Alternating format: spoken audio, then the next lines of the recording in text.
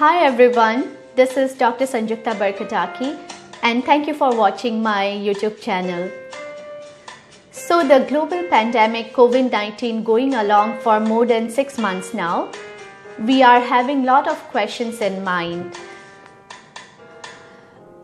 A lot of people are asking whether COVID-19 is airborne, whether it's safe to go outside for a walk, and lot of other questions.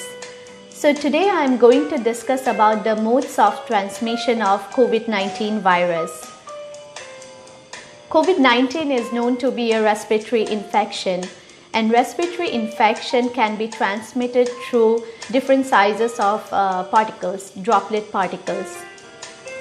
The particles which are more than 5 to 10 microns in size, they are known as respiratory droplets, whereas the particles where the diameter is less than 5 microns, they are known as droplets nuclei.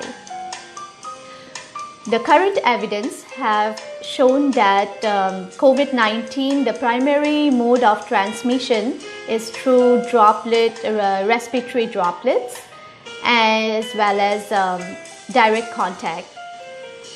Also, there was a study done on more than 75,000 COVID-19 positive patients, and there was no report of airborne transmission. So now let's find out how droplet transmission occurs. Droplet transmission occurs when a person is in close contact, less than 1 meter distance, with a person having respiratory symptoms, sneezing, coughing, and therefore at a risk of having her mouth, nose or eyes get exposed to potentially infected respiratory droplets. Transmission can also occur through fomites, which means surfaces, clothes, furnitures that are in direct surroundings of the infected person. So therefore, the primary modes of transmission of COVID-19 virus is through direct contact of one healthy person with an infected person, as well as surfaces that surrounds the infected person environment. So now, what is airborne transmission? Airborne particles are much smaller in size than the respiratory droplets. Airborne particles are less than 5 micron in size, stays much longer in the environment, and it can transmit over 1 meter of radius. When you are in the proximity of an infected person, it can transmit more than, even if you are more than 1 meter radius from that infected person. In context to COVID-19, airborne transmission can be possible in situation or circumstances in which procedures or support treatments are used to generate aerosols, such as bronchoscopy, tracheostomy, then disconnecting ventilators from an infected patient, use of nebulizers, and so on. Evidence has also shown that the COVID-19 infection can also lead to intestinal infection, and presence of infection is also reported in feces. So what is the conclusion? What is the take-home message here? So far, WHO or none of the published reports shows that COVID-19 transmission can occur through airborne transmission.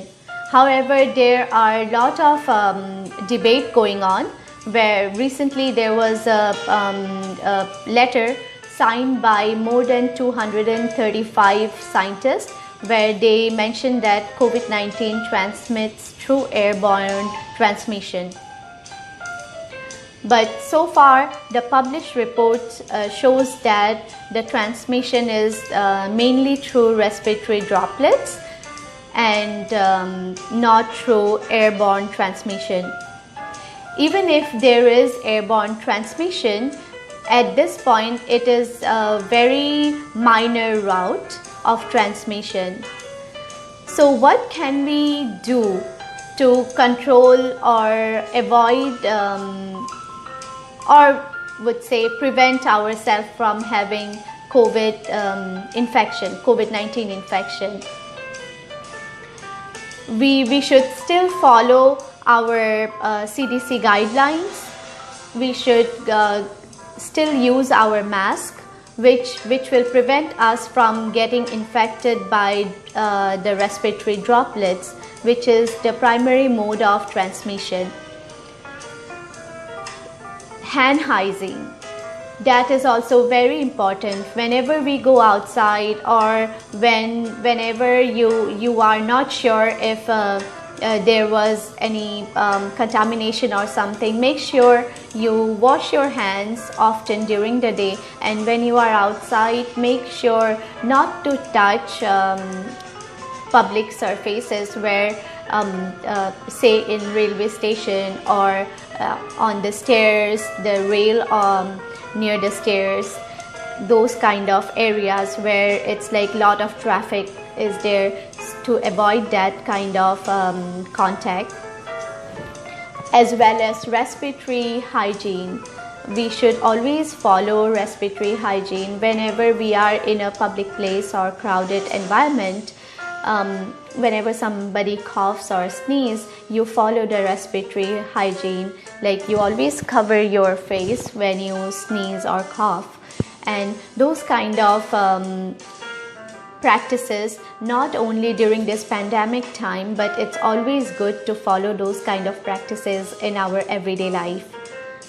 So with that, I would like to conclude that we cannot take it out that COVID-19 doesn't transmit through airborne transmission, but there is no published report yet, and it is still reported that COVID-19 transmit through respiratory droplets as well as contact with surfaces infected by the COVID-19 patients.